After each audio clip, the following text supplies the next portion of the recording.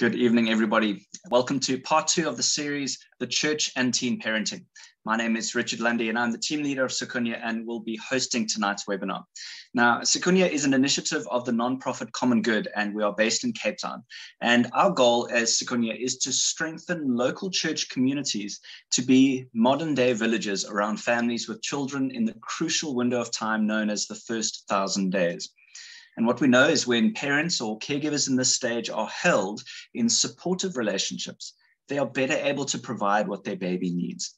And so for babies and for South Africa to have a brighter future, we need a whole of society approach. And so Sikunye's goal in that whole of society approach is to see local churches playing their part in seeing all children reach their full potential. We have in attendance today many people from across South Africa. Some of you are part of NGOs or from government departments, from academic institutions, from local churches and concerned citizens. In an ideal world, we'd be in a conference several days long, filled with many different conversations and voices so that we can learn from each other. But rather than having a long conference with a few people, we decided to host shorter presentations for many more people from across the country. And our hope is that you are feeling informed and inspired to have more conversations with others in your context about this big issue. Just a reminder that tomorrow you will get an email with links to the recording of tonight's webinar, as well as any other documents referenced tonight. And we encourage you to share that far and wide to keep this conversation moving in your church and in your community. The webinar function of Zoom has what is known as a question and answer box or Q&A box you'll see at the bottom of your screen. This is where you can post your questions to the panelists that are presenting tonight. And the panelists will be seeing these questions coming through and may be able to answer those questions for you in writing. You'll see it there on that tab. If we don't get to answer that question tonight, we will hold it over to the next webinar, which is next week. Now, I know many of you have attended this session already with a previous webinar from last week, but for those of us here in the room tonight with us for the first time, let me briefly recap what we shared. We were unpacking the issues of teen pregnancy. Nicolette Henny took us through the statistics, and we learned that 1 in 3 teenagers in South Africa are falling pregnant. Dr. Renee Hassan then covered how teenage pregnancy has additional risks for the mom and the baby. And some of these risks can be reduced if that teen mom gets supported to access healthcare services on time and consistently. Dr. Viola Fransman then unpacked how teen pregnancy is an issue for the local church and church leaders. And she shared a story of a church leader whose daughter was in matric and fell pregnant. A very powerful story. You can watch that in the recording from last week. We also heard from 2 teenagers who shared their experience of being parents. We also learned that prevention work is essential to reduce the number of teenagers falling pregnant. But with 1 in 3 falling pregnant already, there exists an incredible opportunity and a responsibility for the local church to support and strengthen these children who are having children. Some of the big points raised last week included to remember that the teenager is still a child. Pregnancy and birth are life-changing experiences, no matter how old you are. And so a child having a child needs more support, not less. We also learned that every pregnancy story is unique. And so one single approach is not useful or helpful in every scenario. And we also learned that through the story of that pastor's experience, that we learned the power of forgiveness and reconciliation within families, that good can come out of even very difficult situations. And again, you're welcome to find that recording of that on our YouTube channel or on our website.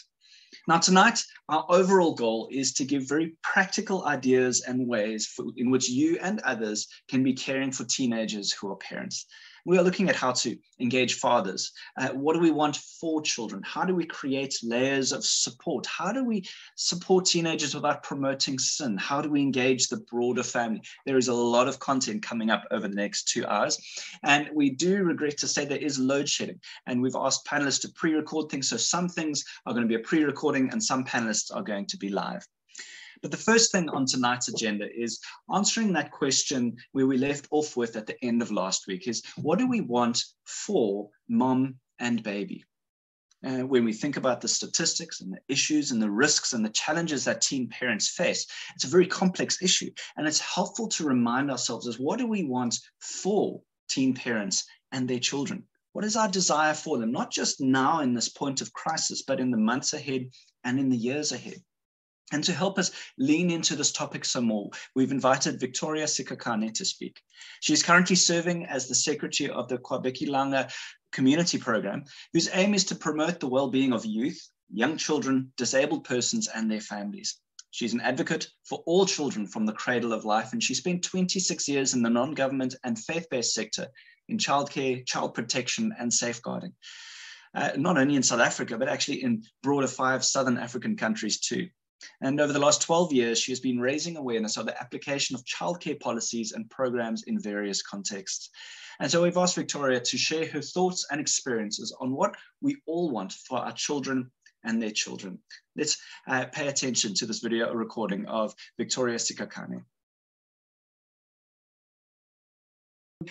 My name is Victoria, I think as I've been introduced. And today I'm just going to mention a few things about parenting for teenagers, remembering and reminding everybody that teenagers too are children.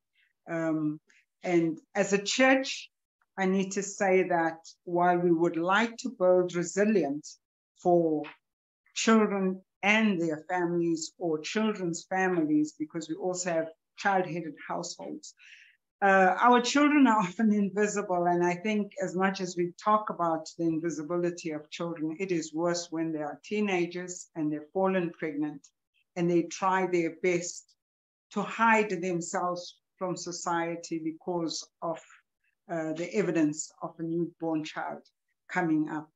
So I will try and restrict what I'm going to say, just for us to feel that teenagers also need to be celebrated as children. So it's from that point of view that I would like to address some of just a few fundamental things.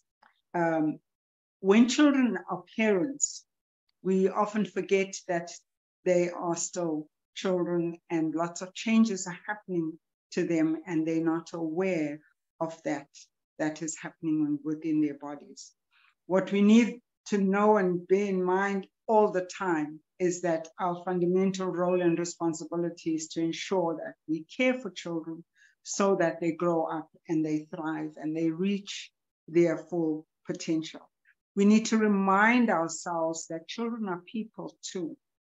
And because they are people, they feel, I think, the tensions that surround them more, and that in itself is punishment.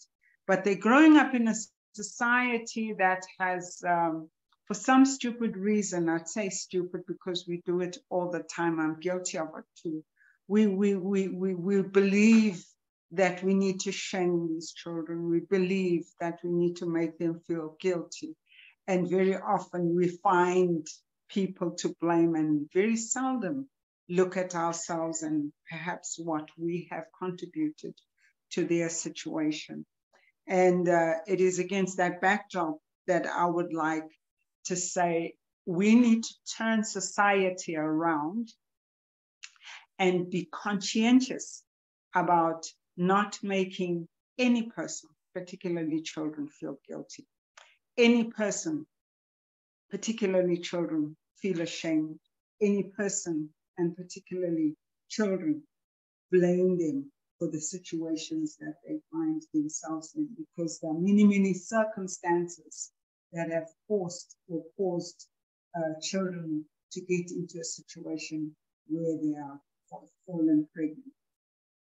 We want to inspire this change, and together as a church, I believe we have the capacity to do it, provided that we have the right intentions. And the right intentions are those that God has already presented to us. Because when He created a human being, amazingly enough, when He looked at children, I think you'll find it in the book of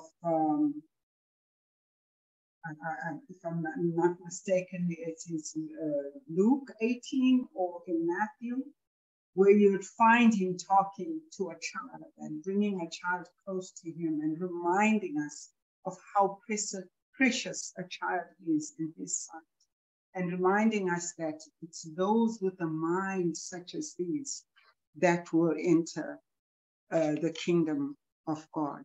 And so we have to be mindful that when we are raising children, interacting with children from any age, I think the church is working with children from the cradle right to death, if I say so, although legally we always say we're working with children between the ages of birth and 18.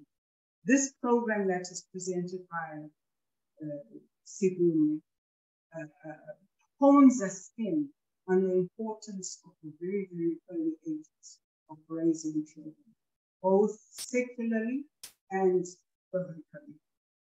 And this is from conception right up until, I think, 3.5 years old, if I count the first 1,000 days. And it is then our role collectively to make sure that those children reach their full potential for life. And where do we find this call for us to be mindful of the way we're raising children? I think over many experiences or exposures to early childhood development and different lectures, I've learned and I've found that there's emphasis on the fundamental guidelines that God has made children so that we can nurture and raise them up in the way that he desires, as presented in Proverbs 22, where it says, raise up a child in the way that they should go, and they will never fall away from it. So remembering that call for us to make sure we raise up these children, we need to be reminded of that call in the book of Proverbs. Yes, we're also reminded of the fact that children are at risk, children are vulnerable. And if a child is a parent, they are more vulnerable, and they are going to bring up this holistic human being created in the image of God in this world, which is already upside down, which is already topsy-turvy, as we call it. And we are called, particularly as Africans, and Africans, I'm using it inclusively of all racial groups under the sky of Africa. We are called to shape our children today and shape them for a different tomorrow. And together we can begin to do that. We can change the notion that children of teenagers themselves will become teenage parents. And it is this a challenge that has been presented to the church, that from this time onwards, from the time when we go out saving one child or one family at a time, children, raising children, we can be sure that tomorrow children will be the kind of children who are resilient, the kind of children who would be strong, the kind of children who will hold on to the word of God and understand how precious they are in God's sight. And because we will be representing God, they will be precious even in our sight. So having said those things, I'd like to come and say that there are basic things that children / human beings need in life. All our children need to be loved.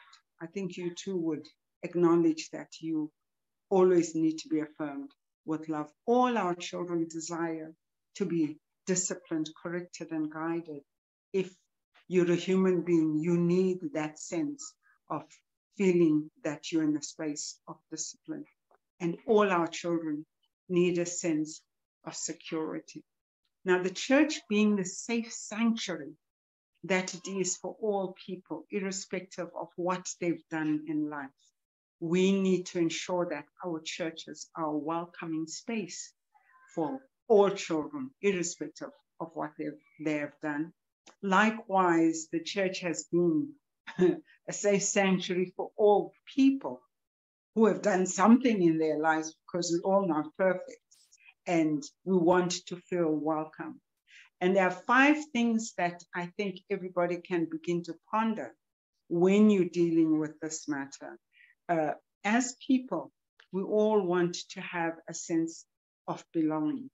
Now, our attitudes sometimes may make people feel rejected or unwanted, and we need to look at them the way Jesus would look at them, and you would need to look at them as if this is an image of God that is coming in. It's a hard thing to do if you've never thought about it, but it gives one a sense of being part of and a sense of feeling welcome and a sense of belonging. The second important fundamental element that we need to include, and these are all biblical calls, if I must say so myself, is where they feel a sense of creativity. It wasn't a mistake when God in Genesis reminds us that we will be co-creators when he talks about man. He gives them that objective. We are co-creators. So children bring with them into our space their own creativity. And it is for us to identify and nurture that creativity. So in the sense of making that person feel they belong, their creativity moves us to the third very, very important fundamental element. And that is a sense of significance. People need to feel significant, especially children. They seek attention just because they need to have a sense of significance. They learn about us much faster than we even know they're learning about us, so that they can do things for us and with us to have that sense of significance. So in that environment that you are creating, that will be very, very pivotal for the children. The fourth one is that we are all members of God in his church, just by the virtue of baptism, if I have to say so. And therefore the church becomes that community. So you're not only a family member in your nuclear family or extended family, but being church, being part of church, being a member of church, you then come into this circle of what we call community. And our churches need to begin to see that happening for the children. And the very, very important one is the sense of security. Nobody wants to come into a space where they don't feel secure. And our children demand that sense of security. And the onus is on us to make sure that that happens. And last but not least, just to round this topic, it is our responsibility to walk alongside our young people, not to do things for them, or not to remind them about the bad things that they've done because they're already in a bad situation. And that in itself is taking its toll emotionally on them. So we need to be there and give them a hearing. Don't do for them. They must also learn to ask. They must also learn to seek information. And they must also know that this responsibility will not end, but it is a lifetime responsibility. And with that, I'm sure other people will add more. Feel free to ask questions and we'll provide you with information as we go along. Thank you very much for listening. Sure. It's such a powerful message to be reminded that all of our children need love, need guidance, they need security and belonging. And our churches are those places where children who are having children can find sanctuary in our church communities. And so I really appreciate Victoria Sekakani sharing that wisdom and insight over decades of working with children. But it is important too, as she reminded us, that we listen to the experiences of teenagers who are parents. And we don't want to just be talking about them, we want to be talking with them. And so to bring their voices into the room, we interviewed a few teenagers via WhatsApp, and we are going to play a recording now. And in order to protect their identity, we're not going to share their names or what they look like. But this first video is covering teen moms, what she describes as the ups and downs of being a teen mom. My ups and downs of being a teen mom, meaning good and bad experience. So my kid is only coming this month, but I've experienced some good and bad things. So the good things that I've experienced was the kicking in my belly, getting ready for the baby, planning names, and just the feeling that I'm going to become a mom. The bad things are vomiting, the pain, people talking about me, back pains, thinking about labor, and not knowing if I'm going to be a great mom. What type of support is needed? As I'm a teen mom, I was at school, I had no money, no job. So you are going to need somebody that supports you financially.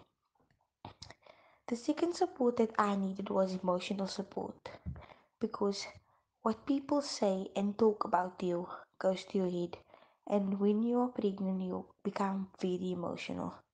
The last support that I needed was self-esteem support. I thought very low of myself. I thought I wasn't worth anything. I thought I didn't have the ability to carry this child or walk in the road or to let anybody see the belly bump. And that was my experience. Sure. As you lean in to listen to teenagers' experiences, we encourage you to be talking with teenagers in your community who are parents to find out their hopes and dreams and what kind of support they need. One of the things that's come up across this series so far is that teen parents need a community of support around them. It isn't just one person supporting them, it's many. You can picture it being like layers of support around a teenager. And we've asked our next guest speaker to unpack that for us. Dr. Estelle Lawrence has worked for the Department of Health as a medical officer in school, youth and adolescent health services in the Khayelitsha Eastern Substructure in Cape Town since 2002. Prior to this, she practiced family medicine and community health centers in Cape Town and Soweto, and her postgraduate qualifications include a diploma in family medicine and a PhD in public health. Her present position includes providing technical support to health facilities to strengthen the delivery of their comprehensive adolescent and youth-friendly health services, as well as assistance in the implementation of adolescent pregnancy programs. She is currently serving as a principal medical officer in the Khayelitsha Eastern Substructure in Cape Town. So Dr. Lawrence, can you help us understand what is it that teen parents need? What are these layers of support that teenagers need in order to thrive and not just survive as parents? Over to you. Thanks, Richard. I'm going to share my slides.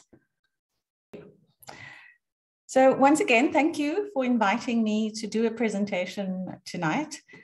As Richard said, I'll be talking about how we can support teenagers. And I'd like to start with this slide, which is actually a screenshot that I took at last week's webinar. So if you attended last week's webinar, you will remember that there were some voice recordings from young moms that were shared. And this one really hit home to me. The young mom said, sometimes things look hard, but when people support you, things get a little easier. I hope that that says something to you too. So let's look at what sort of support young moms need. We've already heard from the previous recording. She has mentioned some of them. So firstly, as a teenage mom, they need health support. They also need social support, educational support, economic and financial support, as well as emotional and mental support, and spiritual support. And perhaps you can think of some others too, but these are ones that I'm going to focus on this evening. Let's start with the health support. So a young mom needs to be healthy. If she's healthy, baby's healthy. And so we need to make sure that she gets good, healthy nutrition for herself, and that she remains physically active and lives a healthy lifestyle, which might also mean helping her deal with substance abuse. Unfortunately, many of our teenage moms do use substances, including alcohol. And it's also important that she attends her local clinic regularly, both before baby is born, the antenatal clinics, and then also after baby is born, the postnatal clinic visits. And of course, it's not just about her health, but of course also the health of the baby. So we need to make sure that she gets supported to keep her baby healthy. Then the emotional and mental support. So what the Department of Health provides is home visits from community health workers. And if a teenage mom is booked at an antenatal clinic, she will then be referred to a community health worker to get home visits and support at home. There are also various nonprofit organizations and community-based organizations and faith-based organizations that provide support to young moms, either through counseling or support groups and various other ways. And then all health facilities have access to a mental health nurse or a counselor. They might not have one at that health facility, but if a teenage mom visits her health facility, she can be referred to a facility where she can get the support. And then, even if a young mom doesn't have all of the support that I've mentioned before, sometimes all that's needed is a trusted adult. Let's look at educational support. So many of the teenage moms are still in school, and it's important that she stays in school, or if she's left school, that she returns to school. Because we know if she stays in school, firstly, if she finishes her school, her matric, she has better employment opportunities. But also we know that if a young mom stays in school, she's less likely to fall pregnant again and less likely to get HIV. So it's so very important that she is encouraged to either stay in school or return to school if she has left. And how can we do that? Well, every school is linked to a social worker. And the Department of Education actually has a policy, which is called the Policy for the Prevention and Management of Learner Pregnancies. And the policy states that if a school knows that a learner is pregnant, they are meant to refer that learner to the school social worker. The school social worker will then meet with the learner and their family and make sure that she is supported educationally. So they will make sure that they put together a plan as to how long she can be at school, how she will be supported when she's not in school, if she has to go for clinic visits. The school social worker will assist with that. Then the policy also says that we need to think of a teenage mom as a learner with special needs. And so they should be provided with learning support if they need it. The school is also meant to make accommodations for the mom. So if she, for instance, has to deliver, or goes into labor at a time when a test is to be written, the school needs to arrange that she can either write that test or make up in some other way. And then it's also important that they get support outside of school. And so many schools and community organizations have homework and study clubs where teenage moms can go and get support. And these can be very helpful. Let's look at the social support. So I spoke about the social worker from the Department of Education, but there are also social workers from the Department of Social Development and also other organizations. And it's important that every teenage mom gets referred to this social worker too, because the social worker at the Department of Education will only focus on her educational needs, but she'll need lots of other support, like was mentioned before. One of the things is access to social grants. Many of the young moms are not working and struggle financially. And so it's important that they know how to get financial assistance. And then if you listened to the webinar last week, we heard that many young moms are actually coerced into having sex. So the GBV there is for gender-based violence. I'm sure if you live in South Africa, we all know that. And unfortunately, that can be the cause of her being pregnant. And she might still be in a situation where she's experiencing gender-based violence, and she will need support with that. And then we talk about parenting skills for young moms, but I wish we had been taught parenting skills in school when I was at school. I think we all need it, but especially our young moms.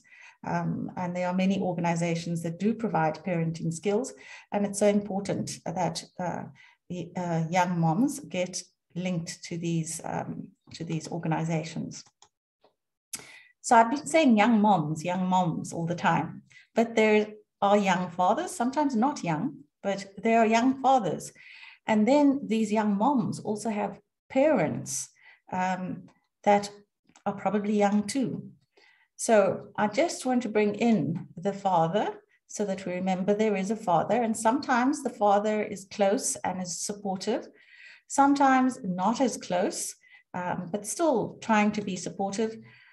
Sometimes, unfortunately, and actually very often, the father doesn't play a big role. And I'm just putting in the parents there so that we remember when it's not just about the mom, but that all these people in the baby's life need support. So what role can the church play? And these are some suggestions. I'd also love to hear what other churches are doing, and I hope at some stage in the series that people can share that. So one of the slogans from the Department of Health is everyone's business. And so that means everyone, including faith-based organizations, the private sector, the Department of Education, the Department of Sport and Recreation, it's everyone's business. And so what some churches have been doing is they have been providing their space, either the actual church or the church hall, as a venue for outreaches, so that the Department of Health can then send staff to these venues so that they are closer to where the community is. And this is something that churches can do, making the health service more accessible for the young mom. The other thing that I mentioned earlier was nutrition, how important that is for a young mom. And so many churches help with things like food parcels, but also other sorts of donations, monetary, but also with toiletries or with toys, clothes. These are ways that the church could support. Another role that the church can play is to be the safety net. So you've listened to this webinar and to my presentation, and I hope I've pointed out what's available, which services have been are on offer by the various departments. And so I encourage you to be the link. If there is a young mom or young family in your congregation, to encourage them to access these services and to help them to link to those services. The church can also be their support. I said earlier, a trusted adult is so important. And there are many trusted adults in your congregation. That could be the person that supports this young mom and the young family. I know of churches where they actually offer free counseling. Some of the congregation, they might be qualified counselors or psychologists, and they volunteer their services to do this. Also support groups. We find that this is so helpful for young moms if they can meet with other young moms and share their experiences. And the church could provide the actual support group if they have staff or people who have the skills, or otherwise just provide the venue for the support group. And likewise, the venue could be used for after-school clubs, homework clubs. And then this is so important, a place of connection and belonging. I'll never forget a young boy that I was visiting at a school with very severe behavioral challenges. And we were trying to give him all sorts of support, and he had quite a traumatic childhood, and nothing was helping. And one day when I visited the school, they reported that everything was fine. He was doing so well. And the thing that had changed was that a neighbor had invited him to the church youth group. And as soon as he started attending the youth group, things changed. He'd found a place where he felt he belonged, where he felt he was getting some sort of connection from the other youth group members, from the leaders, and it changed things for him. And so the church can be this for a young mom. And then another thing a church can do is actual model caring and empathy. What better place to show what unconditional love is all about? So many of our young moms are discriminated against.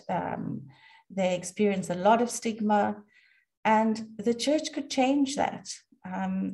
If we can show that we love the mom and we don't judge her, that we all make mistakes and we're still accepted and supported. This is such a huge role that the church can play. And then, as I mentioned before, gender-based violence is a huge problem, and often it's related to gender norms. The man is the boss in the house. The man's allowed to force the woman to do things. The man's allowed to beat the woman.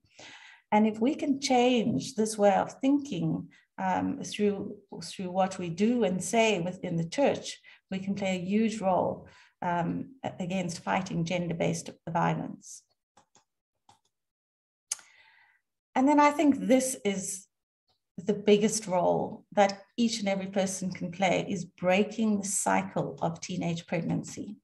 And what do I mean by that? So when a young mom falls pregnant, she's more likely to leave school early. She's more likely to have poor job opportunities and end up living in poverty. And because of this, her child is more likely to not grow and develop well, and may end up having learning difficulties. And because of that, will also, is very likely to leave school early and also end up being a teenage mom or dad. And we can break this cycle by supporting the young mom. So that's my final slide. I encourage all of you and say, let's do this. We can support a teenage mom. By doing that, we are giving her baby the best start to a brighter future. Thank you.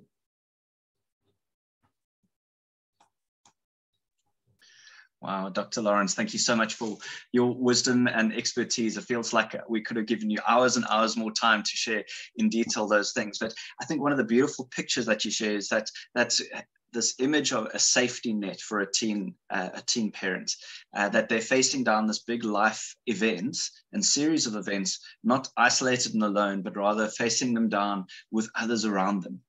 Part of the Sikunye model is we encourage churches to know what is available in terms of NGO services, government facilities, and so on, because churches don't need to do it all, but they must partner with and collaborate with others to ensure that any family, including the teen parents, that any family gets the range of care and support they need to see that family thrive and that young child thrive. And that's such a powerful image of breaking that cycle of teenage pregnancy. So I really appreciate you sharing your wisdom with us this evening.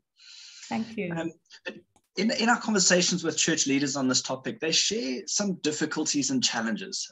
Some church leaders are concerned that if they support teenagers who are parents, it's kind of sending a message to unmarried people that it's okay to be falling pregnant, right? Like it's agreeing with the sexual activities. Other church leaders have shared with me that congregants and community members put pressure on them, saying, you know what, the church must make it as hard as possible on the teen parent, because then it's going to send a strong message to other teenagers to not be sexually active. And they say things like, you must punish that girl because then other teenagers will learn. And so it raises this interesting and important question for us is, can the church care for teenagers who are parents and not promote sin or promiscuity? Are the two combined? When you care for a teen parent, you're promoting sin and promiscuity. Some pastors have said that directly to us. We can't do it because it sends a bad message out there. So we want to lean into this topic. And Dr. Jeremy Weingart is going to speak to us tonight about this very question. He has a PhD from the University of Stellenbosch's theology faculty and focusing on theology and development. And in addition to his academic successes, he actively serves young people as the director of the nonprofit Life Zone Ministries that he started in 2004. He also serves as an adjunct lecturer at the Cape Town Baptist Seminary and a research associate at Stellenbosch University's theology faculty. And this year he started as the director of the Moravian Theological Center. He is married with 2 children and is passionate about helping youth to maximize their potential in all aspects of their lives. So Dr. Weingart, thank you so much for joining us this evening. Welcome to you. So please help us understand, what is a framework? How can we care for teens without promoting sin? Over to you. Well, good evening, everybody. It's a real honor and a privilege here, and thank you so much for the invitation. Yeah, I'd like to just share with you from my heart. I've got the presentation all set here, so I'll be sharing that just in a second. And yeah, I've already been inspired by both Victoria and Estelle, you know, just sharing from their perspectives. So I'm going to get straight into it, and thank you for this wonderful introduction. I already feel at home. So thanks, Richard and Ruth. And Sikunye for the invitation. So I'm going to share the screen now and just pull up, let me just see, right over. So I'm sure you'll be able to see my screen now. Okay, so I'm not sure if there's anything covering, but perhaps Estelle could just, sorry, not Estelle, Ruth could just help us. If my side panel video is covering anything. So anyway, I'm going to get straight into this idea, this notion of caring for teen parents without promoting sin. So, but I'm taking a very particular view, okay, and looking at an ecclesiological missional perspective, meaning the church's role in mission. Okay, so I want to just ensure that I can complete this in the next 15 minutes. So let me begin by just referring to what I just heard from 2 of our speakers just now. I just made a small slide on the side.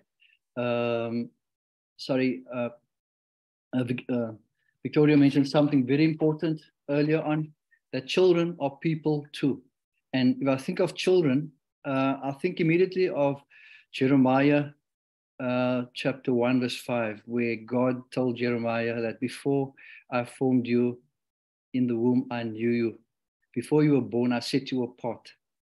And the baby in the womb of the teen mom and the teen dad themselves are people who God also knows about. All right.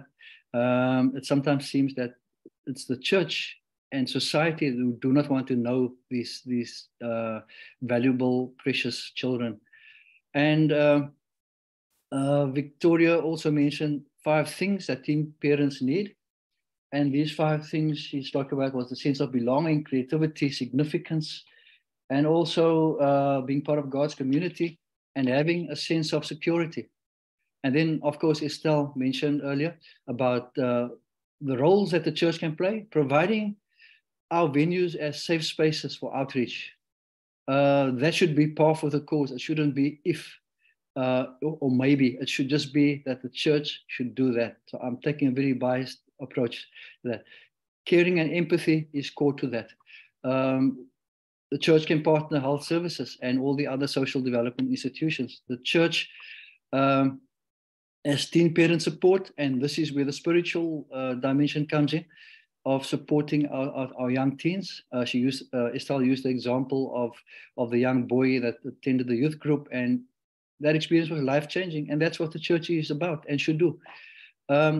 One of the players who played in my side, he wasn't a married young man, but him and his girlfriend had a baby, and they were not particular churchgoers. And I spoke to my pastor and I said, can we please dedicate their child? And that served as an opportunity for ministry for us to minister to young people who would otherwise not come to a church. So we should think about that sacrament of baptism or dedication as an important missional opportunity for us to serve our community and be more visible and relevant. So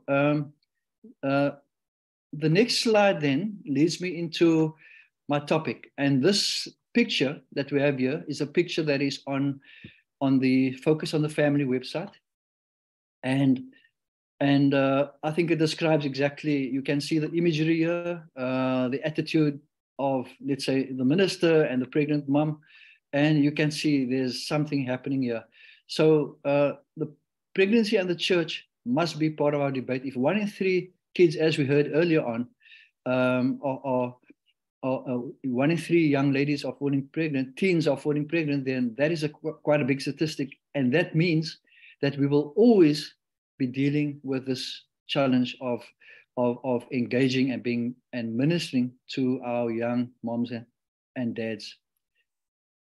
So, as I said by introduction, I'm taking this particular approach, an ecclesiological missional approach to caring for teen parents. And I just added this spiritual care in brackets here based on what I just heard from our previous 2 speakers.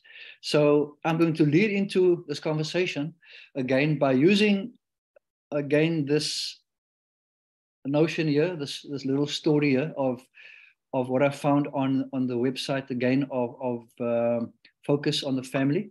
It says that the availability of church-based support groups for women with unplanned pregnancy and strong partnerships with local pregnancy centers can provide the hope that a young woman needs to choose life for her child.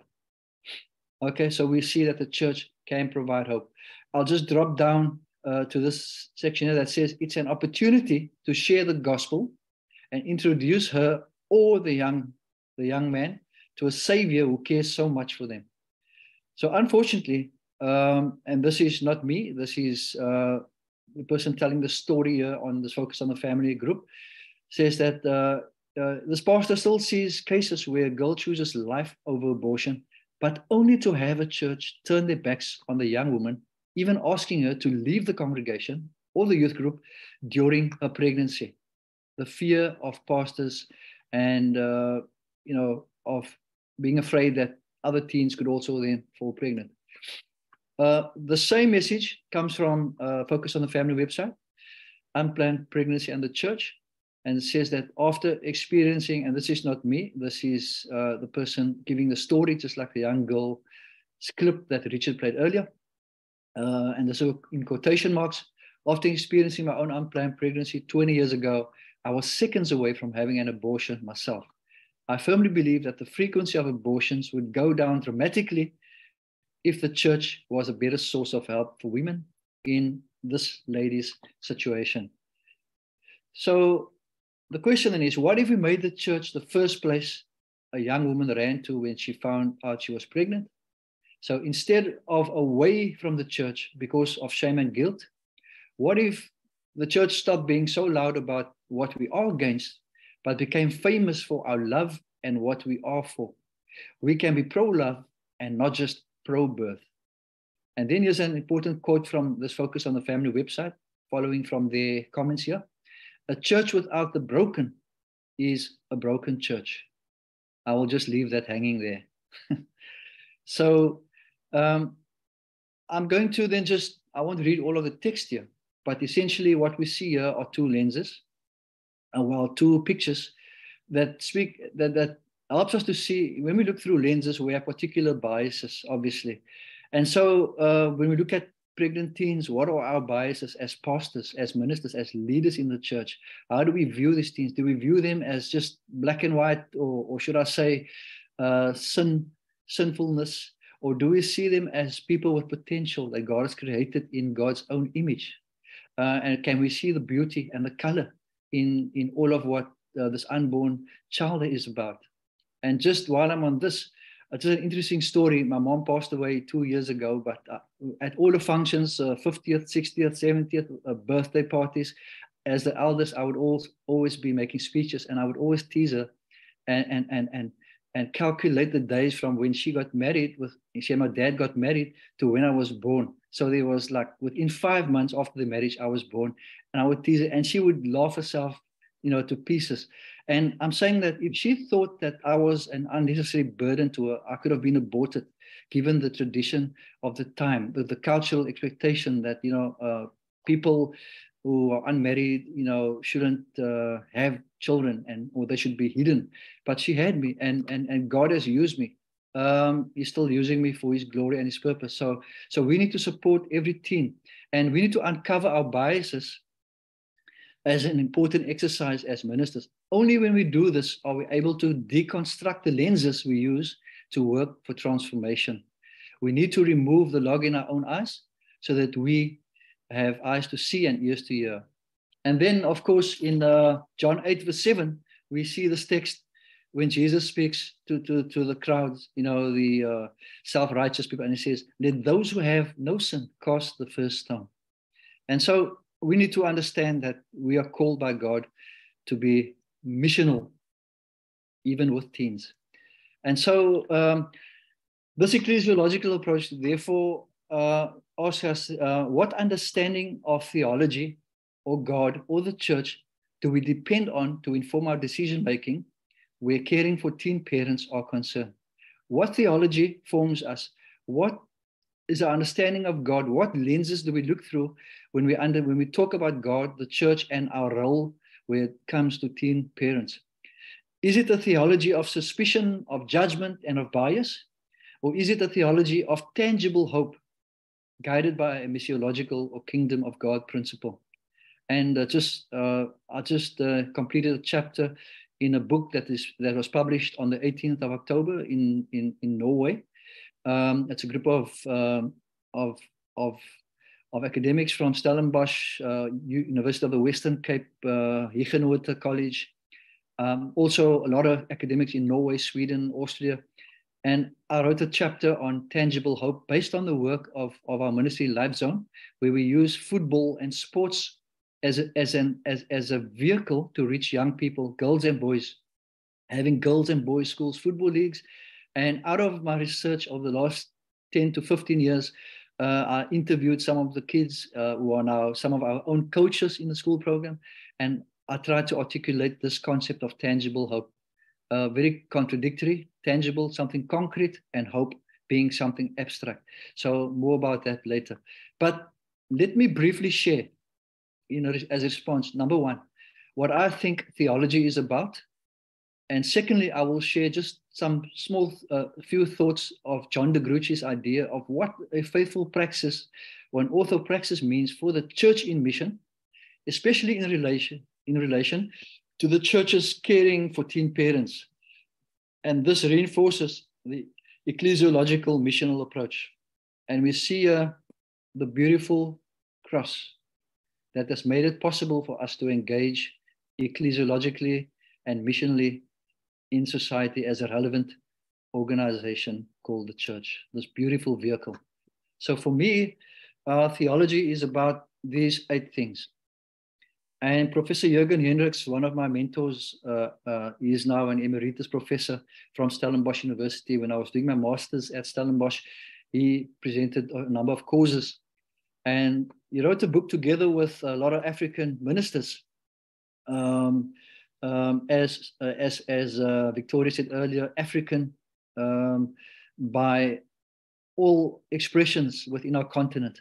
And these were ministers from as far afield as Malawi, Zambia, Tanzania, Namibia, all over Southern Africa, and some from them from out overseas. And they came up with this notion, what theology is all about. And I want to focus particularly on the missional praxis, number 1, the Christ body, the church, and the Missio Dei, just briefly. We cannot speak about all the others, but they are all needed in order for us to work through this. And I just want to, before I start discussing, when I prepared my first PowerPoint or my first few notes for this webinar, there were 3 key concepts that were in my mind. And these were, firstly, it starts off with the mission of God. The second one was the image of God.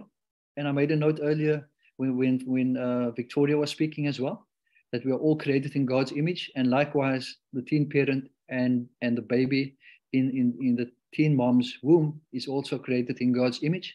So the mission of God, the image of God, which the church should be involved in, and how we should see ourselves is as participants of the kingdom of God. So the mission of God, the image of God, and the kingdom of God. But that is for another discussion. I want to focus on the missional praxis, which speaks about the triune God who is our creator, redeemer, and sanctifier.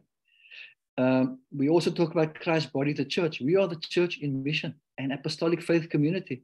This is God's mission. It's not our mission. And so we participate in God's mission. So we need to be obedient as to who we are doing missional work with and to. And teen parents are part of God's mission field. God has given us an amazing opportunity.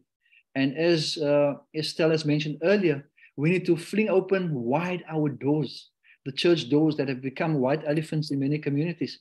Let it become islands of hope.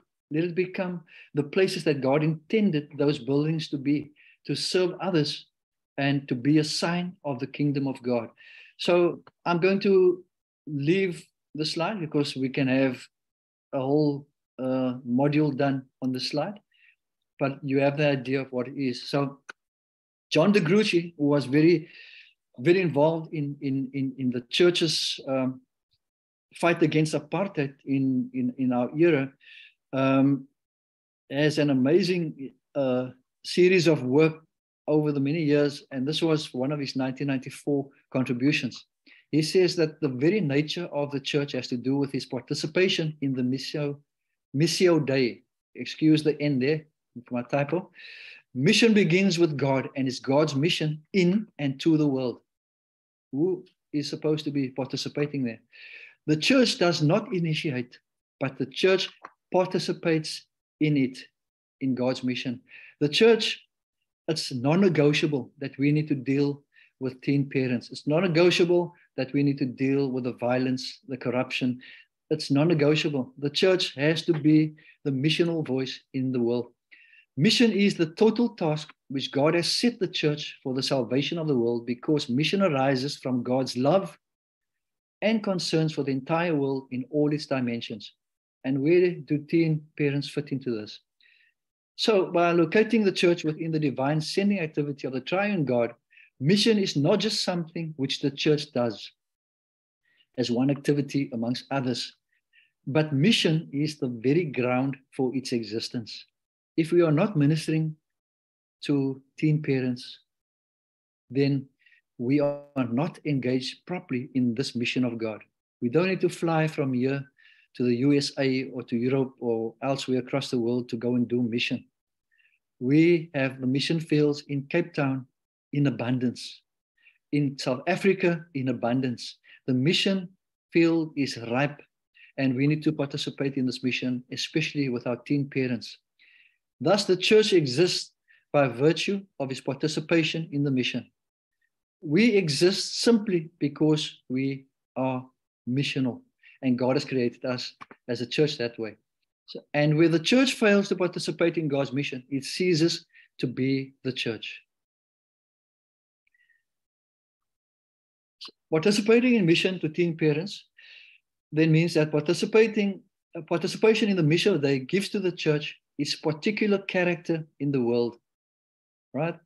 And that is how people understand us. And in the beginning, God transformed chaos into creation and confusion into community. The church itself is a sign of this new community which God is seeking to create. We can create a community of teen moms who can tell their story. And I heard that earlier today at my son's valedictory. What is your story? And you know, I believe strongly in a theology by the people.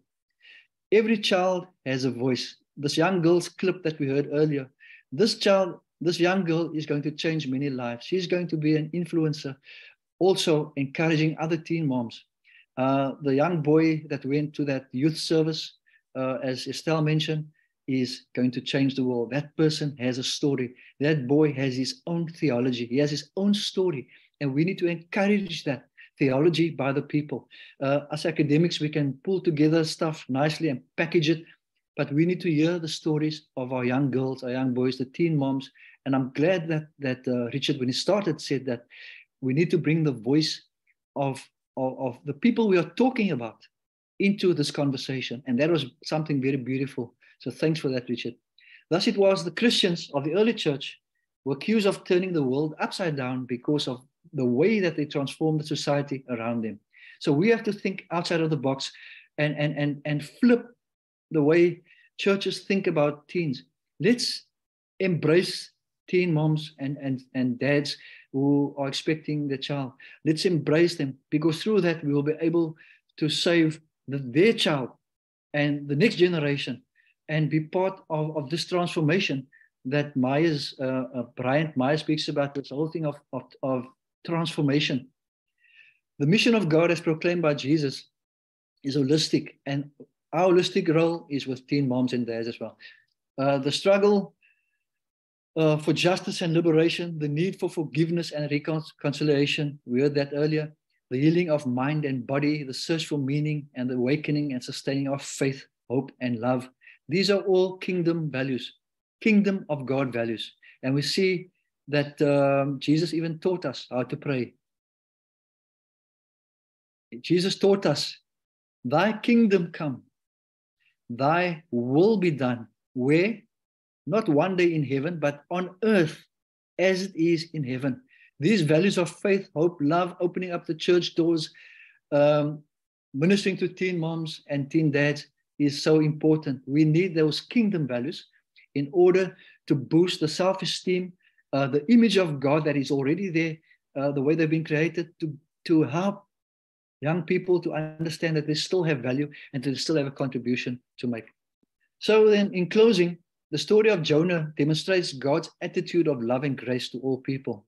And we know that Jonah absolutely argued and fought with God, because why would God in chapter 4 want to save these Assyrian people who were so cruel and brutal, who kill people, for fun and dried their skins on poles, as a hobby? Why would God want to save people such as those people in Nineveh? So for the church, why would God want to save teen moms and teen dads? Shouldn't we, with our kingdom values of love, grace, and truth and compassion, reach out to our teen moms and teen dads. And do you know that if we reach out to our teen moms, teen dads, and we are reaching out to their unborn child too, we are reaching out to the teen moms, parents, grandparents, and maybe there are people who are also not at church. It's a massive opportunity for us in the mission. So this mission is for the church. It is an ecclesiological, missional perspective that we can use. We can put on that lens and put on those glasses and say, perhaps we need to look at teen moms and support and care for our teens in this way. The church is called to serve teen parents because it is part of our non-negotiable mission. And there are some websites here that you can look at with the Sword of Jonah, and then also a longer YouTube video, a whole series of videos that talk about grace and truth and love, not just for teen moms, but in life in general.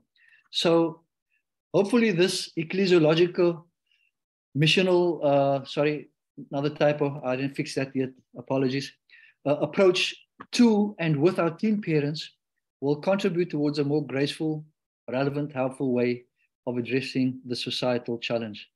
And then with that, I'd like to just say thank you and appreciate this time that we could share together with you. So God bless you. Wangard, I want to thank you for condensing some really dense research into such a short amount of time. I know I'm going to go back to watch that recording again and pause on those slides to process a little bit more. And I encourage the rest of us in the room to go through it slowly. And I just love how you framed this complex question in light of the mission of the church, the purpose of the church. And when we think about the purpose of God's people on the planet, to say, we're going to punish girls to send a message to other teenagers. You're going, that's not the way of God, and that's not the way of Jesus. That's not what he did, and that's not what his people should do. And so I just love this sense of how the church can be reaching out to people around them. And it's complex and it's messy, and there's no simple answer.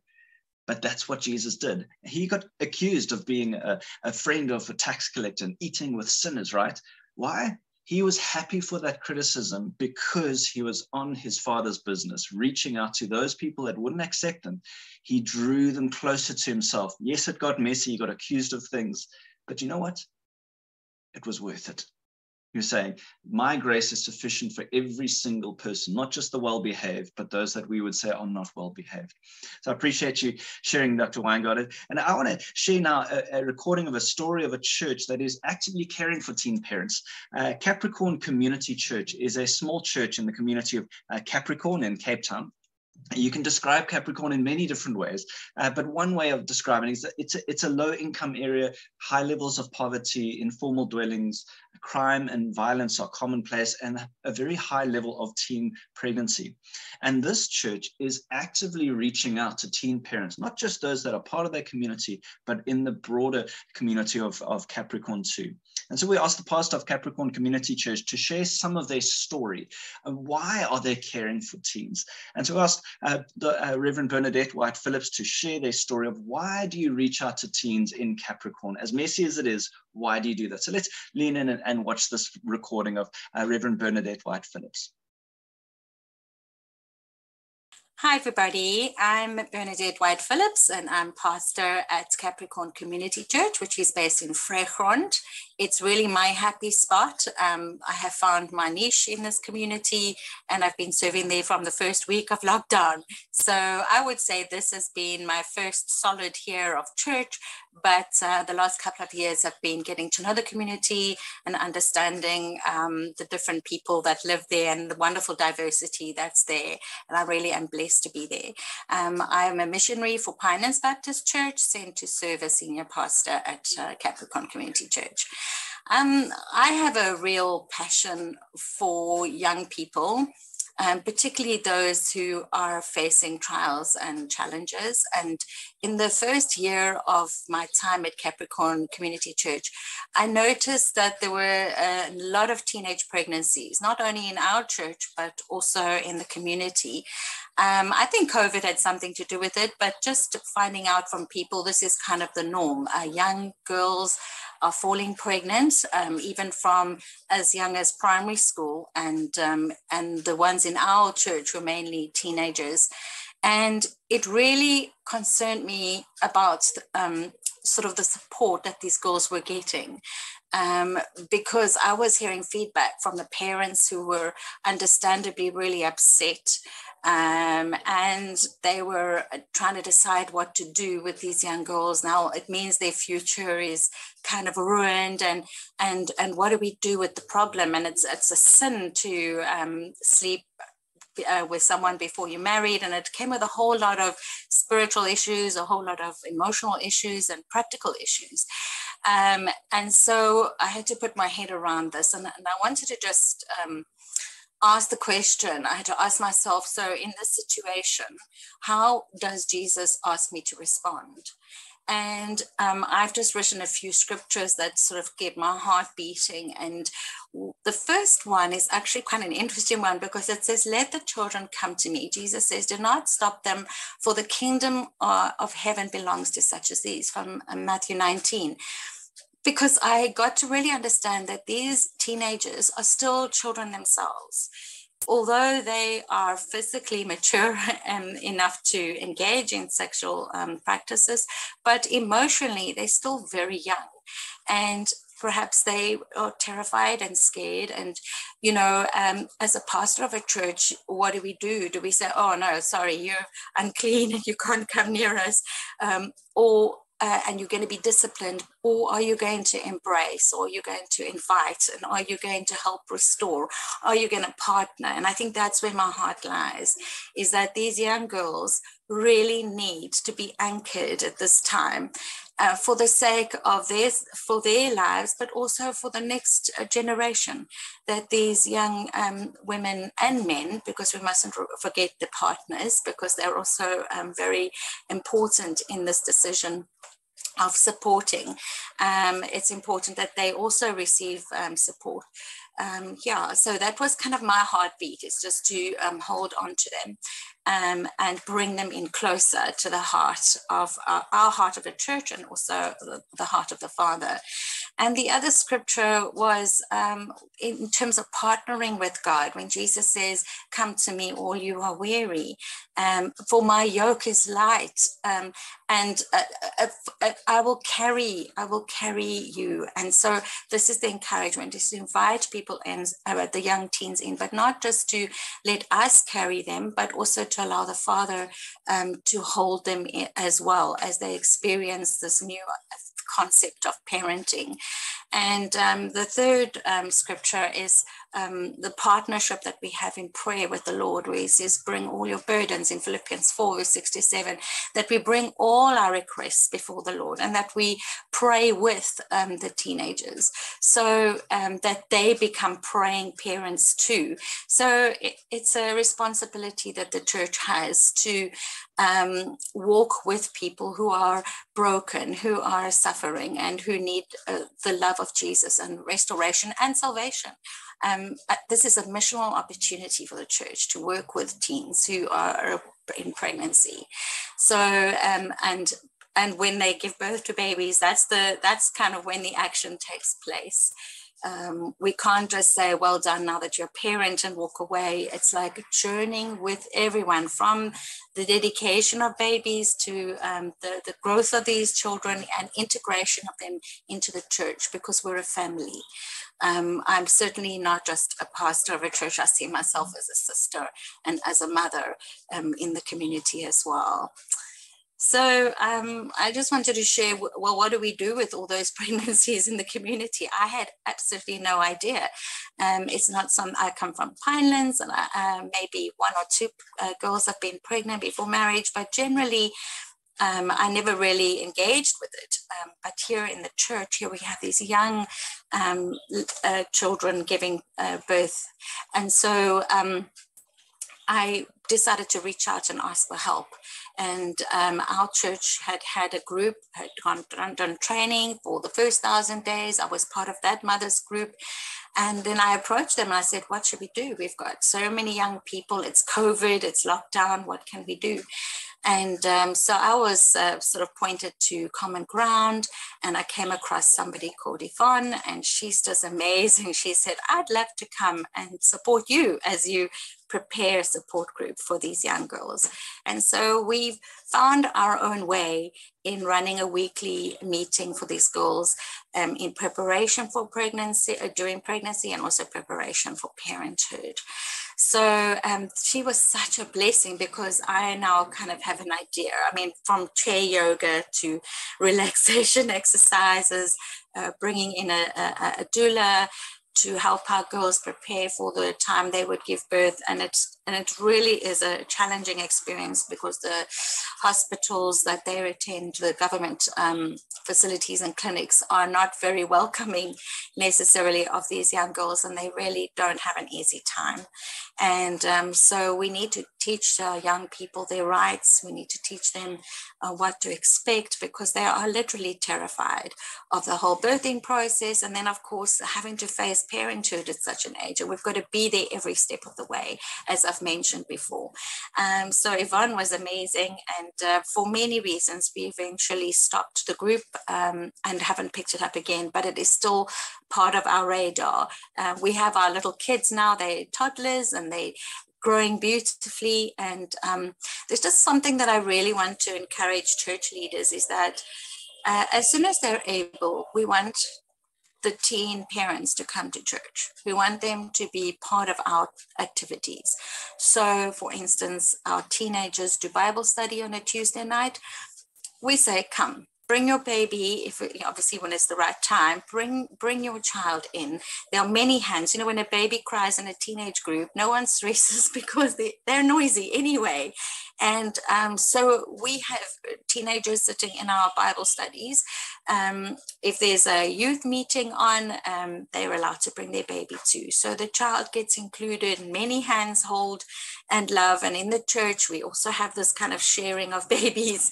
And I think that's really important, to sort of stand firm as sort of adults in the church with the children, and also be part of taking responsibility. So it's not just them and the families that they're involved with. So our outreach is not just to the teenagers and the baby, but also to the parents and family.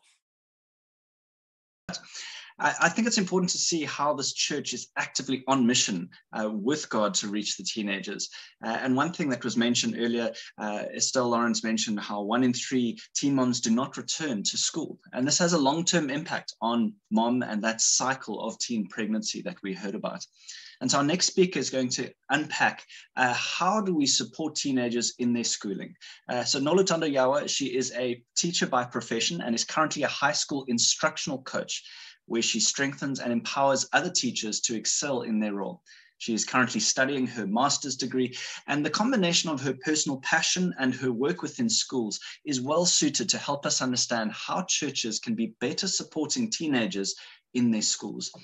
She was born in Nyanga, and her mission is to help young people be better citizens and to inspire them to be better than what they thought they would be. We have a recording of Noluthando sharing her experience with supporting teens in schools. Let's watch this together. Good evening, ladies and gentlemen. My name is Noluthando Yawa. I'm a mom and I'm a qualified teacher. And currently I work in one of the girls' schools in Hout Bay as a instructional coach. I support teachers who are new to the profession and teachers who are new to the collaboration schools. And I think I qualify to speak about how schools can support teen moms and at times teen dads, because I've worked with one of the best principals. I learned a lot from him on how to support teenage moms, and also how to engage with the mothers of the pregnant child in supporting them. And also I worked as a teacher for more than 10 years, and in that 10 years I spent most of my years supporting teen moms and connecting them to the school social worker and finding support for them. Today I'm going to speak about how schools can support teen moms. If a teenage child is expecting a baby, that child needs support. pregnant teenagers also need extra care during pregnancy and early parenting. Building and maintaining a good parent-school relationship is a very great way to support any child's education, meaning that as parents, when we send our kids to school, we don't only need to go to school when there is a challenging situation. We need to make a routine to check in with the subject teachers or to check in with the class teachers on how the child is doing. How can a school support a pregnant teen? The information I have is based on the province that I work in, which is the Western Cape. The Western Cape Department of Social Services provide a service that offers counseling for teenage moms in our schools. How does that process work? The teenage mom comes to school and informs the class teacher. And I want us to take note that most of the time it's teachers who see them first, who see the learners that are pregnant and speak to the child and inform the parent. And I want us to take note as well that every pregnancy has its story, meaning that it does not mean that a pregnant teen was in a relationship. In some cases, the child is being raped. Class teacher informed the pregnancy committee, which consists of school admin and the principal and some of the school staff members. The committee organized a meeting with the parent or the parents for the way forward. In the meeting, there will be a super social worker to provide support, and the clinic where the learners visit, it also provides support to the learner. The school provides an enabling environment. What does that mean? It means every pregnancy is different. Some learners leave school at 7 months pregnant. So it means that the school needs to still support the learner even though she is at home by providing learning material and also tasks that we call them SBA, school-based assessment. The parents need to come to school and sign for that SBAs and also make sure that they come back to the teacher and sign again. That's how the school supports the learner.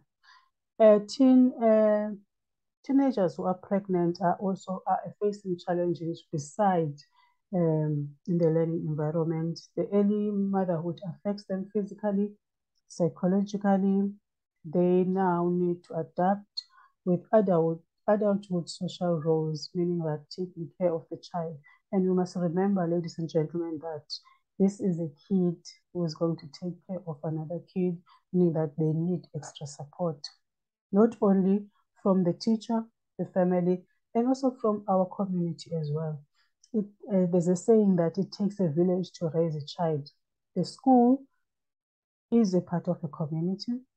The clinic is a part of the community, meaning that working independently as institutions, families, school, and churches will only destroy us as communities. In order for the school to function, we need all 3 legs of our body to function. First leg is the parent, the child, and the teacher. The reason that we are struggling at times as people or as adults, we think there's something wrong in asking for help. Today, I want to say there's absolutely nothing wrong to ask for help when you see that you are struggling as a teen mom or as a parent who is raising a teen mom. A church as a support system to our school. We have ministers and pastors who are based in our communities who do support our schools. They conduct term prayers, exam prayers, and motivational sessions, especially in this time of the year. Our learners are struggling mentally because they are anxious about coming final exams. So meaning that motivation is part of the school environment. Our pastors and our ministers do provide that as a support system. And also the school as part of the community to need to support the teen mom so that she can excel as a learner. The teen mothers are coming from homes who are part of the community. That is why it is important that all of us are involved, the school, the family, the community, and the churches. The family and the school need the churches to form the best community. When we work together, our kids will grow knowing that they are not alone. The question that I want to ask this evening, ladies and gentlemen, can the church support also teachers who are supporting their pregnant and expecting learners? It's something that we need to think about, and we answer as we continue with these sessions. In conclusion, ladies and gentlemen, I want us to take note that in Psalms 127 verse 3, it says, children are a heritage from the Lord, offspring a reward from him. Thank you so much for listening to me. And we must remember, every pregnancy has its story. It's our job to find out as adults what is the story. And it takes a village to raise a child. Thank you so much. All right, thank you, Nolutando. One thing Dr. Nasson reminded us last week is there's policies and processes and procedures in place in high schools to address this very issue. And so where's that intersection with the church? And I encourage you, like Nolutando has asked you, saying, how can we support schools to support learners? You might, if you're a church leader, have a teacher in your congregation, maybe members of the school governing body in your church. And what can you do to influence them to have more active conversations around creating a community of care and support inside the school? Instead of the teenager being turned away and being made more difficult to finish her schooling, how do we work within the school and with the school to see that take place? So encouraging thoughts there and challenging thoughts too. But we heard in the last session, it's come up a couple of times tonight already, that every teen pregnancy story is unique. Sometimes the teen girl is pregnant by a much older man. Sometimes there may be a crime of rape or sexual assault involved. And other times it is the teenage dad, the teenage father that is the father in the picture. And that's what we're going to turn our focus to now, is what are the hopes and dreams of these teen fathers? Should we care for them? How do we do that? And to help us answer that question, we're going to hear from the Parent Centre. Now, the Parent Centre is a non-profit organization that's based in Cape Town that was started over 35 years ago and works to empower families and caregivers to provide positive parenting. And through their various courses and workshops have reached 230,000 parents and caregivers. And tonight we're going to hear from Julia Stark. Julia manages the Parent Centre's teen program and has been doing so for the last 19 years. And she's the master trainer and materials developer of this course. And over the last 6 years, along with other members of a team, they've trained 232 social workers in the various provinces across South Africa to implement this teen parenting program in their context. And so with this experience of engaging teen parents, we asked Julia Stark to help us understand, how do we best engage the teen father? What are the unique factors at play, and how can we better support these young men as fathers? And to start us off, Julia asked a colleague, Nontolo, to interview a teen dad to bring his voice into the room. And we haven't heard a teen dad yet, we're about to. And so we're going to listen to that interview and then go straight into Julia's presentation. Your first question is as follows. How did you feel when you found out that you were becoming a dad? I was scared and afraid of being a father. Through that, I was scared to tell my parents about the pregnancy. Thank you. Number 2, how did your parents or guardian respond? They shouted at me and gave me a silent treatment for 3 weeks, and I humbled myself and promised them I would be responsible for my actions. Thank you. Number 3, how involved are you with your child? My relationship with my child is not well because both families didn't agree about the case that I brought. Okay.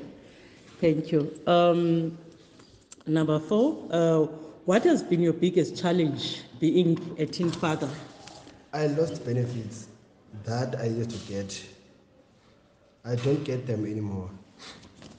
My girlfriend's family blamed me for damaging their own daughter's future. To a point where I had suicidal thoughts. I had suicidal thoughts because I couldn't believe, and I was thinking over and over until I decided to beg my girlfriend to speak to her family on behalf of me. Thank you. Number 5, what has helped you cope as a teen father? I joined the program, which I learned that I should accept my mistakes and be responsible. I also learned that a child gets traumatized when she doesn't have a parent. So I decided to be there for her and support and gave her support. And I learned how to solve my problems, to take care of my child's needs. For example, to give her love and give her time so that she can see that I'm ready to be her father, to be her father. Good evening, everybody. Thank you, Richard, for that introduction and for this opportunity to share some thoughts about engaging the teenage father.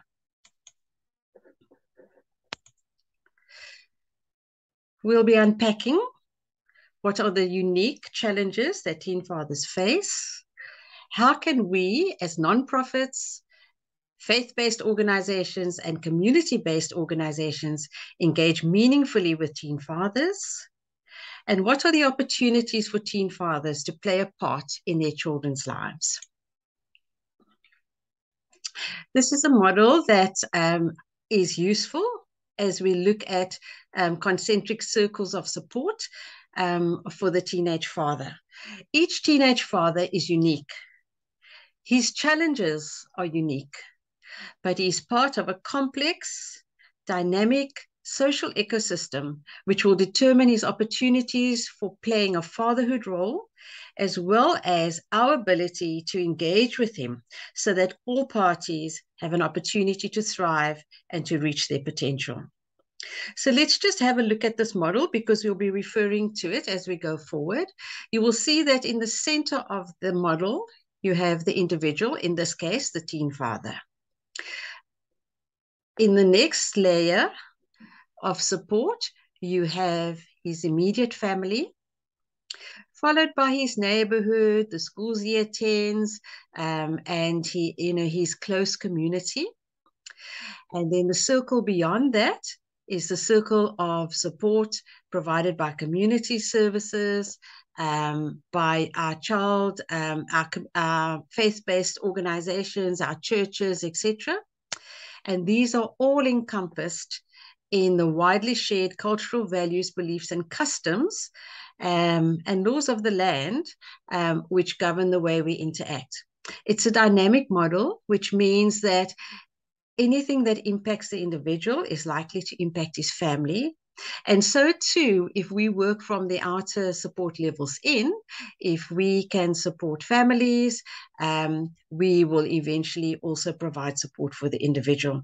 And the goal is so that it's easier to engage with the teen father and to provide the support that he needs. So if we look at the middle of that model, in the middle of the model, we have the individual. And the teen father is traversing the adolescent developmental stage. During the stage, there is developmental change happening in all the 5 major areas of his life.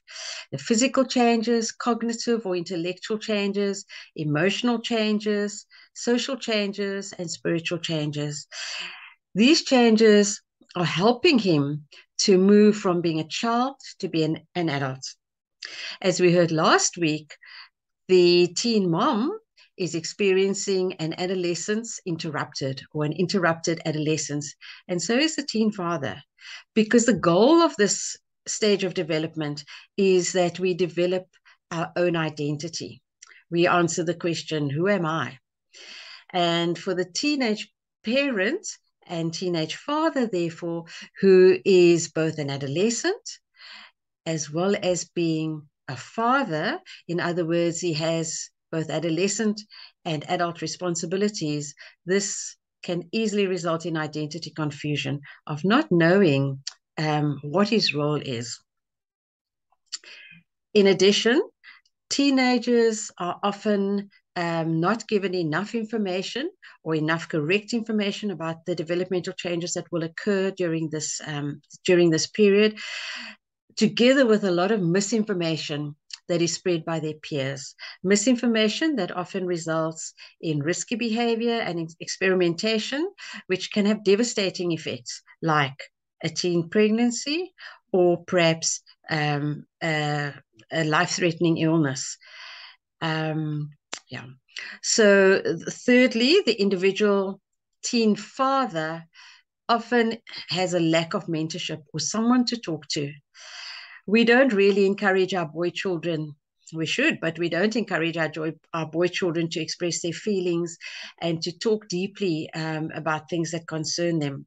And many of our teenagers go into the stage of development without somebody to talk to, without somebody to guide them through this process of developmental change. And so the teen father in particular needs someone to talk to and may not have anybody at this time. Also, the teenager who becomes a father might have an overwhelming sense of not knowing how to be a parent, what kind of parent he will be, etc. And this might cause a lot of distress for him. At the level of the family, what often happens as families learn about teenage pregnancy is that the family of the teen mom will visit the family of the teen dad and inform them that their son is the father of their child's baby. And this plunges the father's family into a crisis and often results in a lot of conflict between the parents themselves, conflict between the teenager and his parents, conflict between the families involved. And, this conflict is very difficult. I think we heard from Annalene last week how difficult it is and how much tension this causes for families. So families sometimes decide that they are going to deny paternity.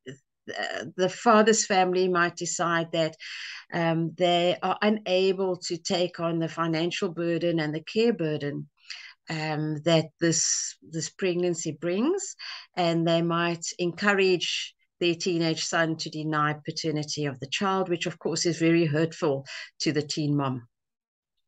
On the other hand, some families may force their teenage children to get married. And then access to the child is often the first challenge that gets mentioned when one talks about the challenges that teen fathers face. Because the parents of the teen mom are often unsure about the worthiness of the teen father to be part of the child's life. And so they gatekeep. In other words, they keep the teen father on the outside. Sometimes this is because of fears that they have around the relationship between their daughter and the teen father. And sometimes it's dependent on practices like damages being paid. So the teen father is only allowed access if his parents has paid damages to the teen mom's family. The teen mom's family might also prefer to bring up the child without the interference of the teen father and his family. And the teen father is often faced through all of these with a lot of mixed messages. On the one hand, he feels stupid, and his peers consider him to be stupid to have got himself into this situation. And sometimes, on the other hand, family members display a sense of pride that he is now a man because he has fathered a child. At the level of the community, the teen dad often faces stigma, as does the teen mom, but it's a little bit of a different kind of stigma in that he is regarded as the perpetrator of the situation that they find themselves in. And it's also considered that he, although being a party to this, gets off scot-free, his education isn't interrupted, and so a lot of blame is laid at his door. And this might result in the teen father and his family being excluded from community activities and even church activities.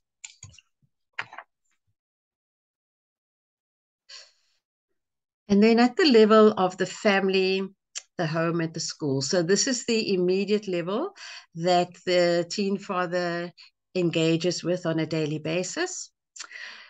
These families need support to help them through the family crisis and conflict. Support by others being there with compassionate, empathic, emotional support. They need to be reassured and welcomed to participate in community activities. And they need mediation to sensitively address issues like family denial of paternity and responsibility and of family gatekeeping by helping families to work through their fears around this. And also mediation regarding the appropriateness of forced marriage or continuing with their school and their education. The church community can play a unique role, but the church community needs to start with ourselves. We need to examine, work through, and flush out our personal attitudes. And this work requires a lot of integrity. It really means thinking deeply about where we stand on these issues. We can start the process by building an inclusive church and a church community based not so much on what would Jesus do, but what do we know Jesus did.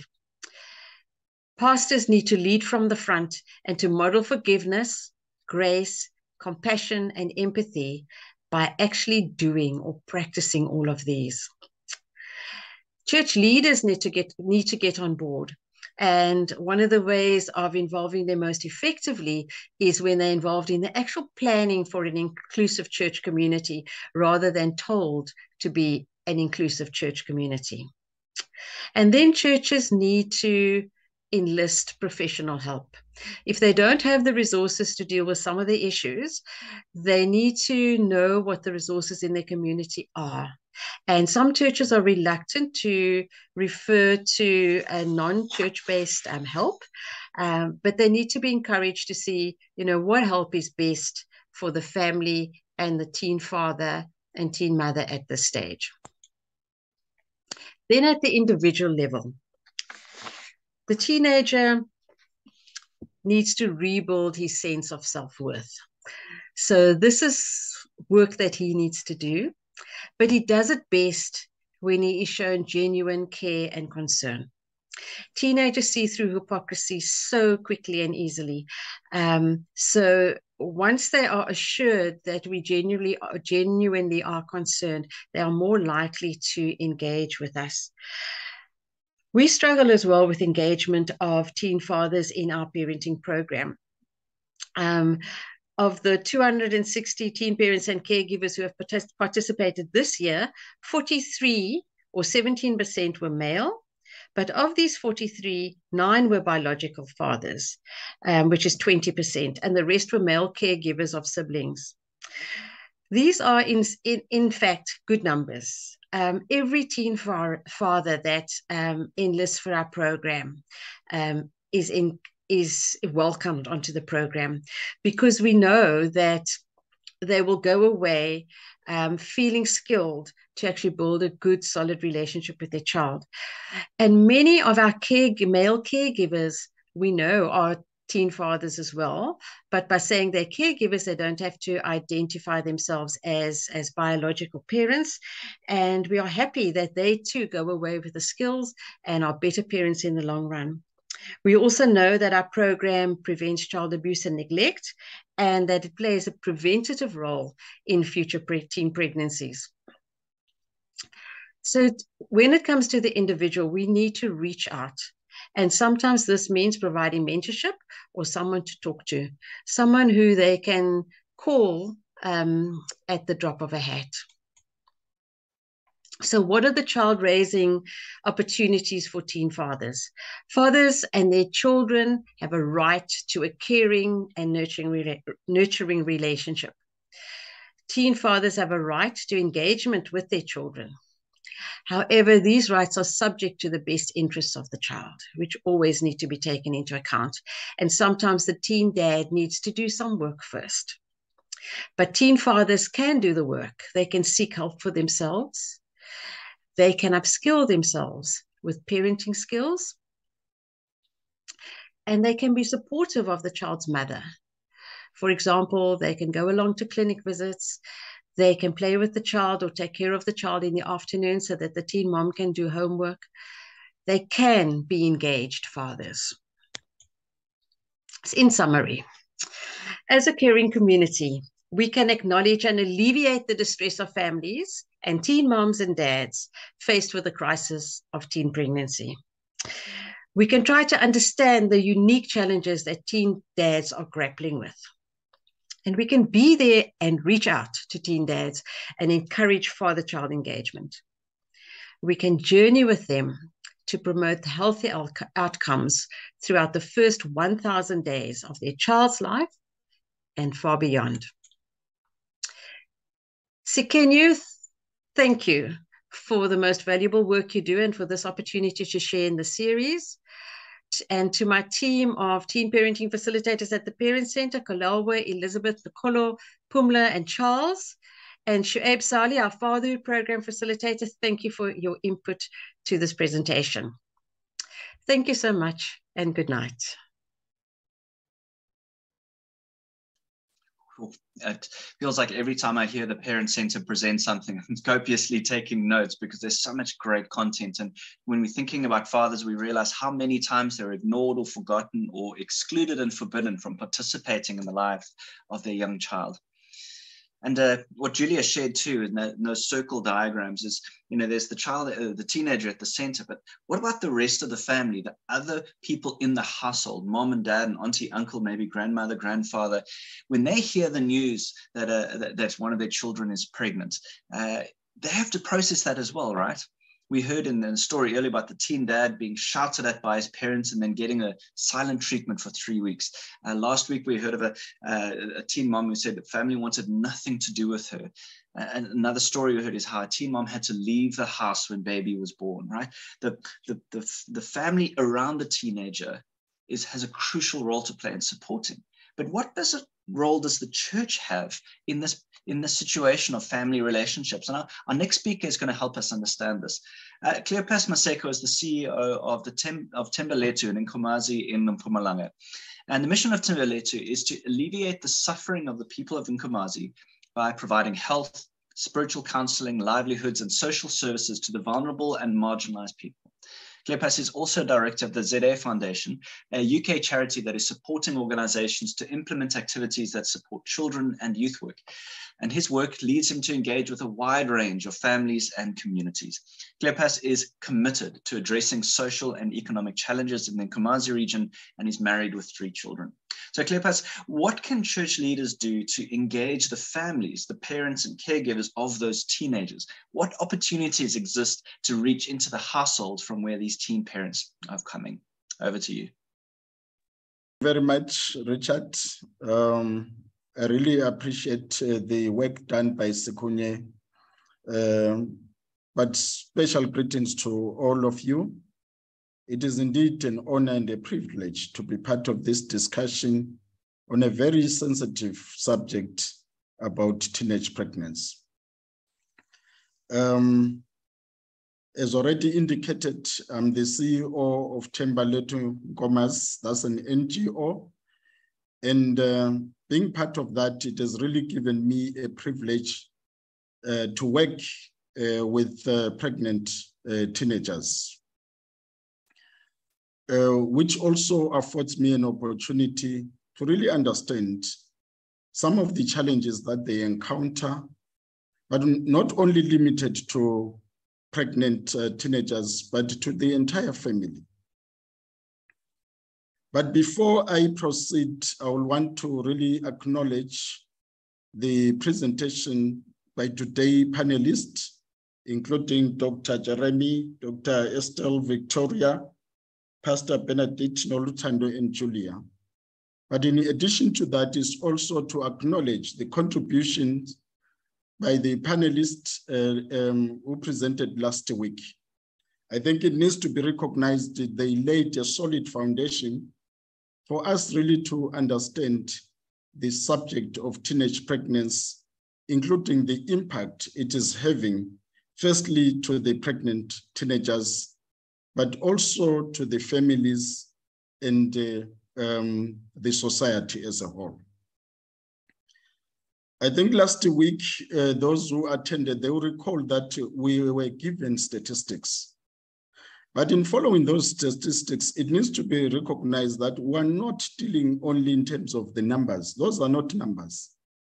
We are speaking about people that have been hurt, people that are going through a lot of challenges as a result of teenage pregnancy. It was clear from last week's presentations that teenage pregnancy is firstly effects on the pregnant teenager. We saw that in most cases, they feel guilty for letting down the family. They feel bad that they betrayed their family by becoming pregnant, because it needs to be understood that the family had hopes, they had dreams, they had aspirations for the girl that is now pregnant. So that becomes really a trauma for the girl that has been pregnant. But it was also noted that in most cases, they feel judged by the family, judged by their peers, judged by this church, in the society as a whole. Right, unfortunately, the issues that make the teenagers feel judged and disappointed is not only limited to them. It is also the experiences that even the parents of the pregnant teenager are going through. They feel they've been betrayed by the teenager, because it needs to be understood that the pregnancy now is not in line with the hopes and the dreams they had for their girl. At the same time, it should be noted that the family feels judged by the society. You have to realize that the society always views a pregnant teenager as part of a dysfunctional family, in the sense that he's pregnant because he's coming from a family that has been unable to discipline the girl. So that's another element where the families, they feel judged. In addition to that, they are disappointed, they are angered, they are embarrassed by the whole pregnancy issue, and they don't know how to respond to those challenges. But this is where there's gap for church to intervene. I'm going to respond not only as a person who is a part of the NGO, but I'm also a Christian. In my engagement with pastors, there's always a concern that if you support pregnant teenagers, you are encouraging teenagers to continue being pregnant.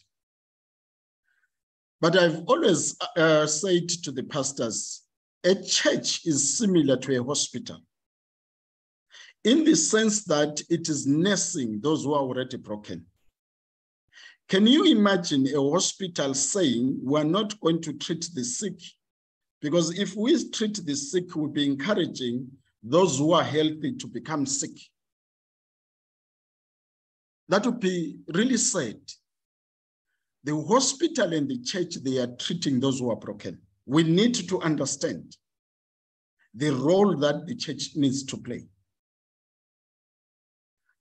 As already indicated, we need to understand the role that the church now needs to play, given that there's already a confusion and trauma to the pregnant teenager and to the family. The starting point is to provide counseling to the pregnant teenager, but again, even to provide counseling to the family itself. Because for us to have a healthy child, both these parties need to be emotionally, mentally in good space. But there are times when the church itself does not have the resources and even the capability of dealing with the counseling. But we need to remember the church is not operating in isolation.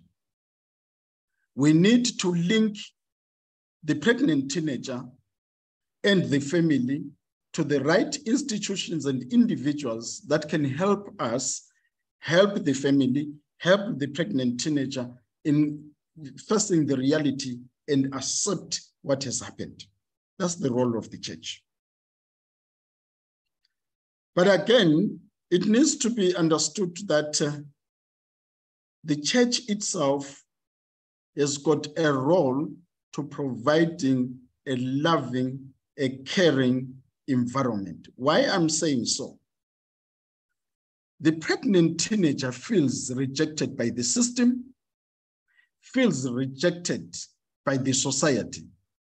And now, if the church does not come in for counseling, does not provide space for the pregnant teenager to speak about all these issues, there's a danger that we are pushing the very same person who is now very vulnerable to get help and comfort from wrong places.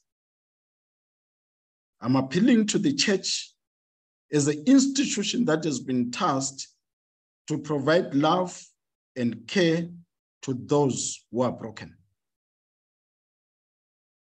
At the same time, the church now needs to understand the value of the involvement of both the pregnant teen and the teen that has impregnated the girl. Because in the first 1,000 days, we've been equipped the importance of the presence of both of them. Now the church has got an opportunity to engage, firstly, the teenage mom and the teenage boy who has impregnated the girl, but also the families, because the families in most cases, they are the ones that stop the whole process of the two teen parents.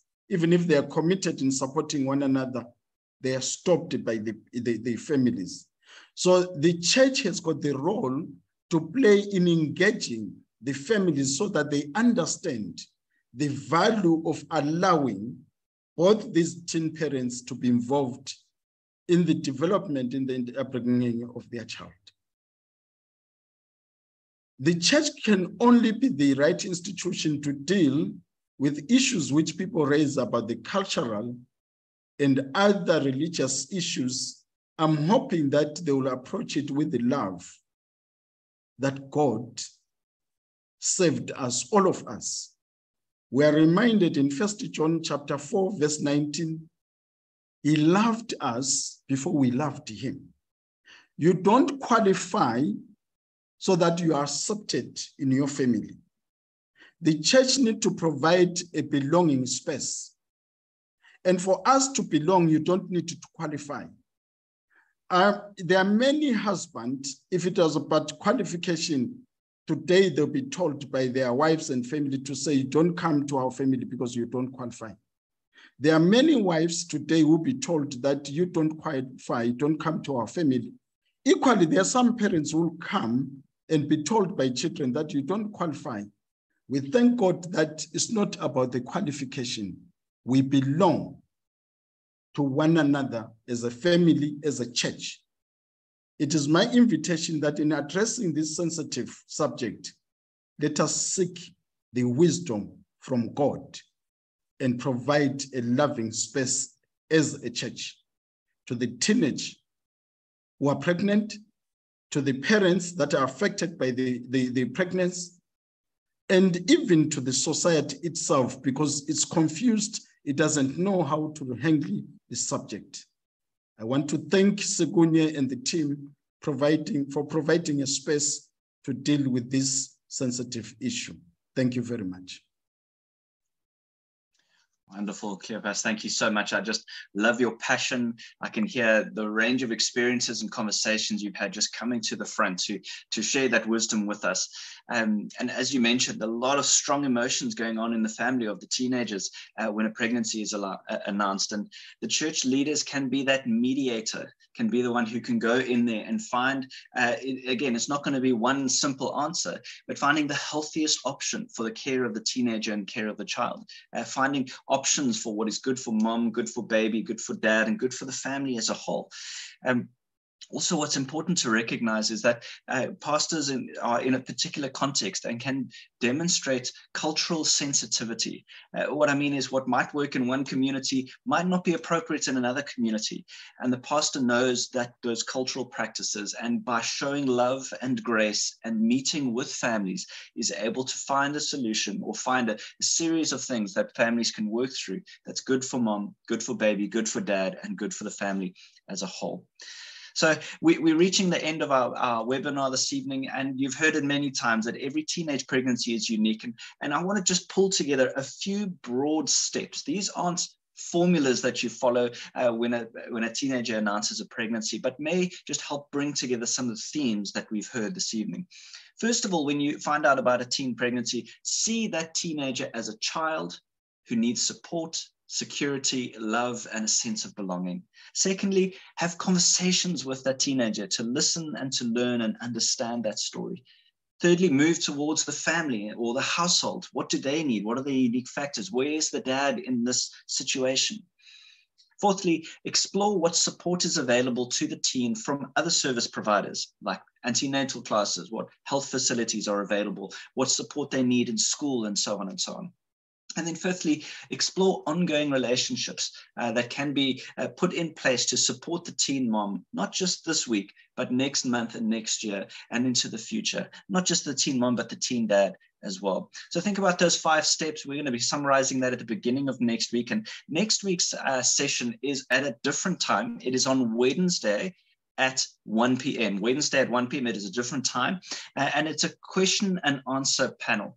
And so you do have to register. Even though you are here tonight, you will need to register for, and you'll have a chance to put a question as you register. If you've already registered and you have a question for us or the panelists, you can also put it into the Q&A box right now or email info@sikunye.org.za. We'll be emailing you around about 7 o'clock tomorrow evening with links to the PowerPoint presentations and the resources and websites that were mentioned. And also be sending out a link to a video that we didn't play tonight, a recording of Bernadette White-Phillips, Reverend Bernadette, who shared the story of Capricorn, 3 stories of teenagers that they're caring for. Also, if you are new to Sikunye, I want to invite you to our Church and Early Life webinar. It is an interactive conversation about what local churches can be doing to support families with young children, not just teenagers, but any family. And it's 1 week from today. Next Thursday night is our next webinar. It's free. You can sign up via our website or the links that are in the chat box at the moment. I also invite you to follow us on social media and to continue this conversation with others online and in your communities. And in closing, I want to thank our panelists this evening for all of your hard work in making it tonight happen. I know long hours going into making presentation. You really went out of your way to prepare and to record and to present this evening. So Mama Victoria, Dr. Wangard, Julius Stark, Reverend Bernadette White-Phillips, Cleopas, Dr. Estelle Lawrence, and Nolitano, thank you so much on behalf of Sikunye. Strength and grace to you in your work in serving families and young people. And to all of the attendees, thank you for joining us. Hope to see you again next week. God bless and good night.